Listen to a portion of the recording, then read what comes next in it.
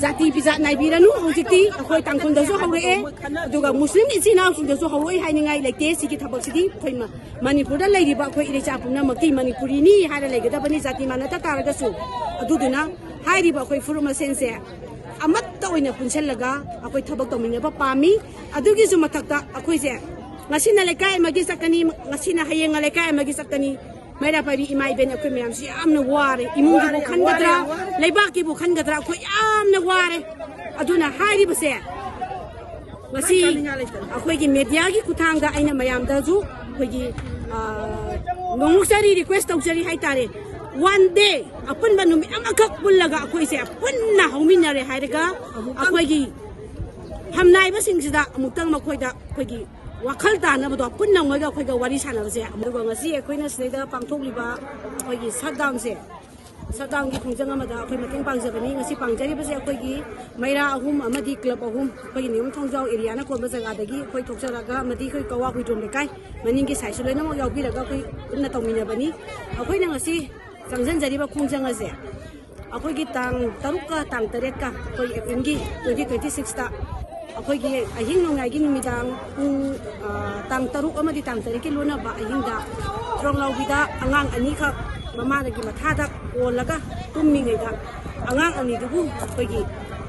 bom thadarakuna bom kapsilakuna angang ani ki mathai laukiba aduga apobi mama buna akhoi gi thina so angi ba amadi loinana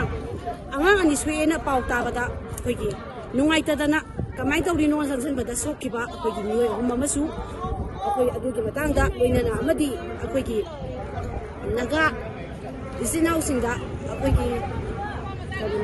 tangful isinau ane khaksu akhoi gi inthalom dagi sakhiba matamda ini singna ba kangkuna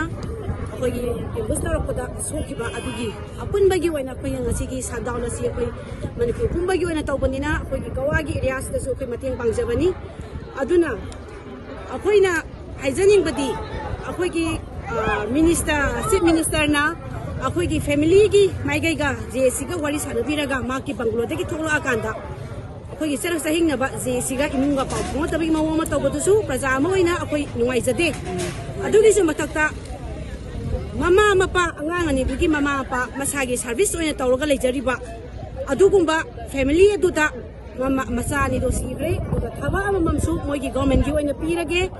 aduga lak tara su pige habi pot ama leibuto sai su singa khoi paisa duga ona badi pamjadi haiduna mama amadi mapagi saite gi akan ba kandem torokudo akoi jo duda support tawjabani akoi ju paisa ga mi ga sina ba haibase akoi sungya ya janinge praja ma oina sungya ya ninde aduga adugi da tawbani angang ani gi mai ge da su oina sakhre ngasi akoi gi irangse aduna angang ani dubu sokpada yauriba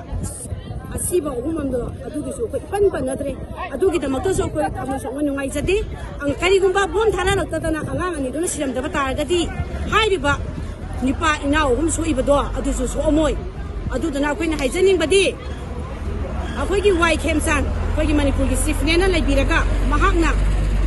yamna lebak masa ta da bamonga si ai haituna so waru biganu yamna lebak masa ta da bamonga masagi service taw ngotang lejari ba angang ani gi mama mapa to adu da thabak pige na haibado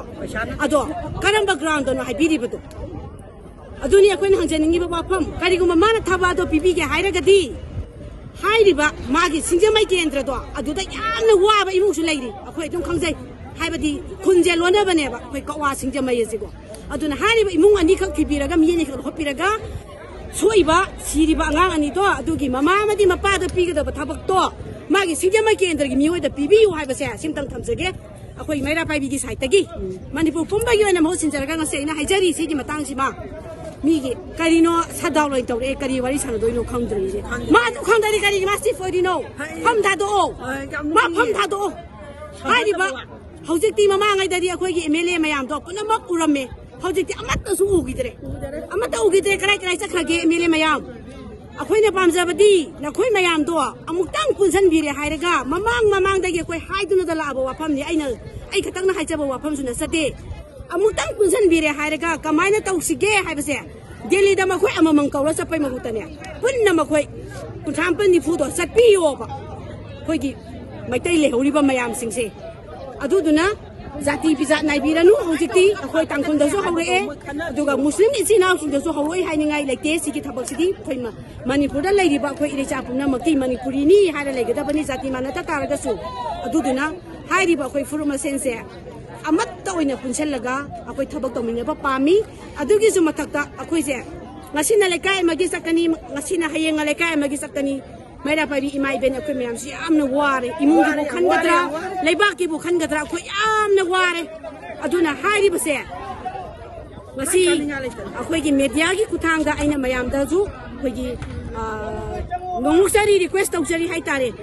one day apun banumi amakak pullaga akhoi se punna hauminare hairaga akhoi gi